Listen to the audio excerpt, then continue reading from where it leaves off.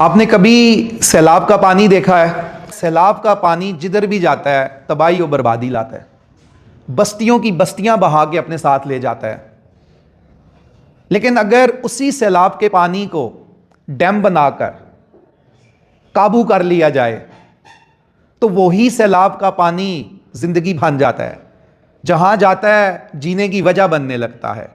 उसी पानी से बिजली पैदा होकर देखिए क्या क्या करिश्मे दिखा रही है। उस पानी की बिजली से आपके ये बल्ब जल रहे हैं, पंखे चलते हैं, ये बाकी क्या क्या काम हो रहे हैं। वही पानी खेती बाड़ी में काम आने लगता है, वही पानी फिल्टर होकर घरों में कपड़े धोने, बर्तन धोने, हत्ता के पीने के काम भी आता है। तो आप देखें फर्क क्या आया। पहले सैलाब का पानी बेकाबू था, वो बेकाबू था तो वो तबाही, बर्बादी और मौत था। वो जिधर जा रहा था बस्तियों की बस्तियां बहा के ले जा रहा था, तबाही बर्बादी फैला रहा था। लेकिन उसी पानी को हमने डैम बनाकर काबू कर लिया तो वो जिंदगी बन गया। वो हमारे घरों कमरों को रोशन कर रहा है, वो हमारे जीने की वजह बन रहा है, वो लोगों के लिए आसानियां और सहूलियात पैदा कर रहा है।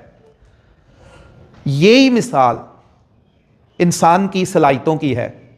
अगर कोई इंसान उस सैलाब के पानी की तरह अपनी सलाहियतों को बेकाबू रहने देगा, उनको काबू नहीं करेगा, तो वो जिधर भी होगा और जाएगा तबाही बर्बादी फैलाएगा, वो लोगों की बर्बादी की वजह बनेगा।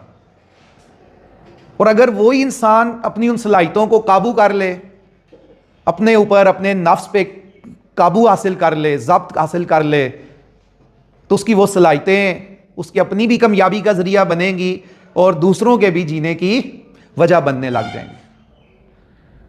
तो करने का क्या काम है कि हम अपनी सलाहियतों का मुस्बत इस्तेमाल करें, मनफी इस्तेमाल ना करें।